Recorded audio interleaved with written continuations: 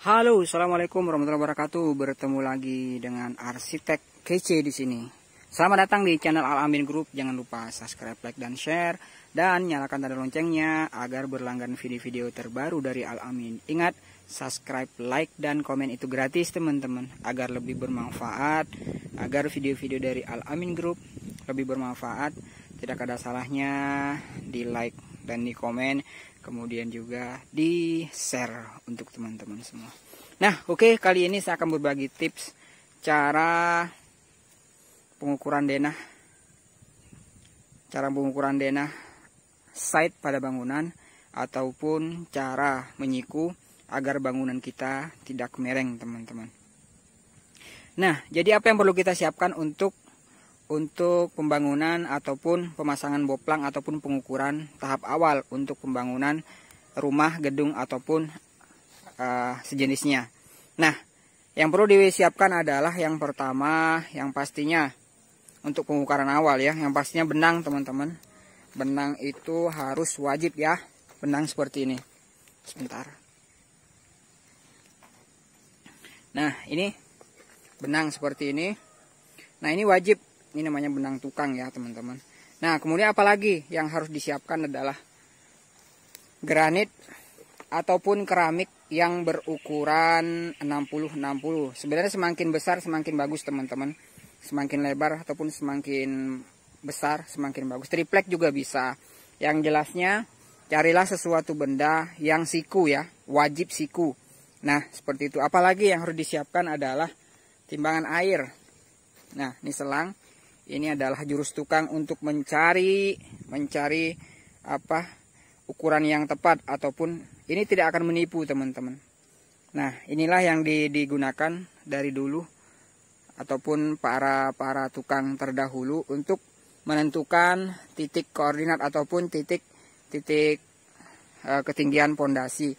Nah, jadi apalagi mungkin tukul, gergaji, kemudian tukul tukul besar ataupun godam itu wajib disiapkan. Kemudian yang pasti adalah kayu-kayu yang berukuran pendek ya. Ini ukurannya 1,5 meter untuk tiang-tiangnya ini. Koplangnya ini bisa papan 10, bisa broti 46. Nah, kalau tiangnya ini bisa menggunakan kayu tunjang juga bisa, teman-teman. Nah, itu yang perlu disiapkan. Kemudian alat-alat tukang lah yang pastinya meteran apa segala macam, siku, itu semuanya wajib disiapkan ketika pengukuran tahap awal untuk pembangunan ataupun untuk pengukuran boplang. Nah, caranya seperti apa agar bangunan kita siku, teman-teman? Yang pertama itu memang kita harus mengukur untuk mengambil titik awal bangunan kita harus mengukur berapa sih luasan yang akan kita buat. Berapa bangunan luasan yang akan kita buat. Nah, jadi untuk tahap awal denah pada bangunan kita harus diukur agar nantinya tidak berulang-ulang kali untuk melakukan pengukuran, teman-teman. Nah, jadi ancar-ancarnya ataupun denah site kita sudah harus benar-benar pas.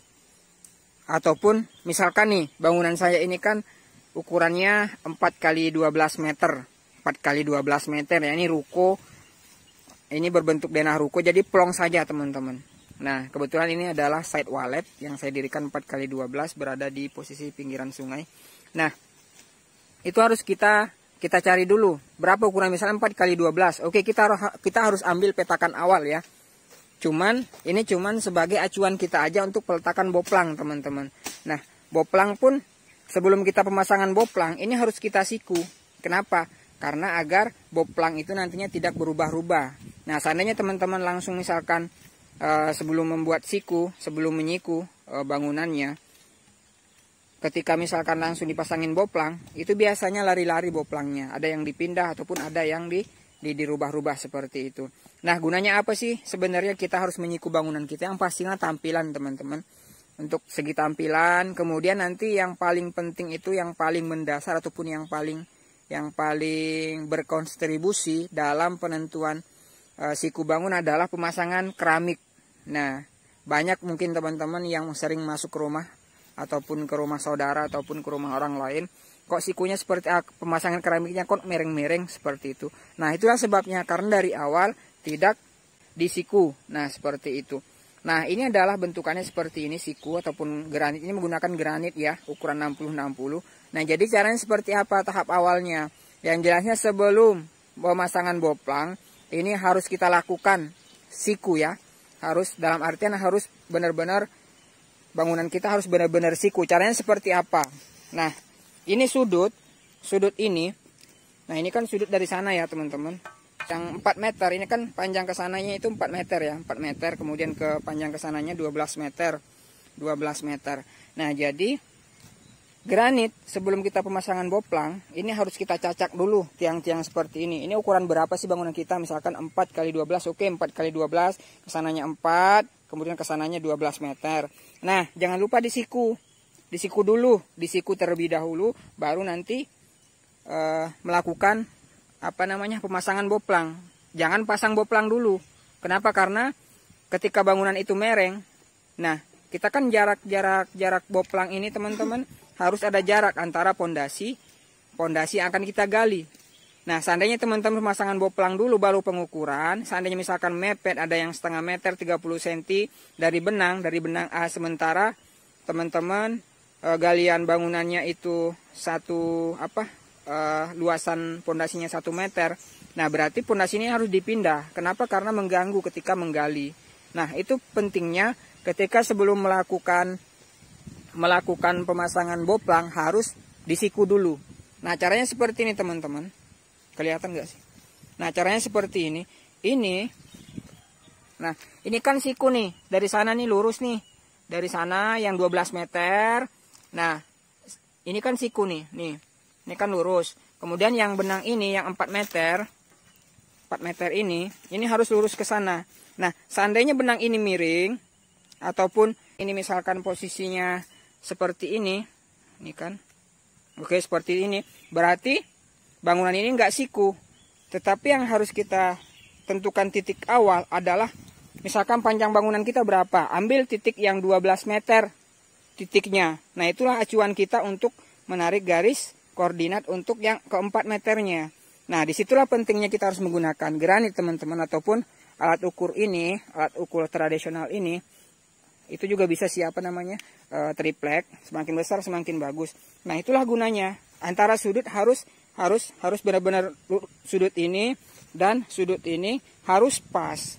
Nah, jadi ketika pemasangan keramik nantinya ataupun pemasangan dek nantinya, itu benar-benar rumah kawan-kawan itu benar-benar siku. Nah, seperti itu. Setelah siku bangunan denah kita, nah baru kita melakukan pemasangan boplang. Nah, jadi kita harus sudah tahu benang titik yang kita tandain tadi 12 kali 4, berarti benang asnya yang posisinya, benang asnya itu posisinya yang di ujung keramik ini, yang di granit ini, yang ini. Nah, yang ini juga.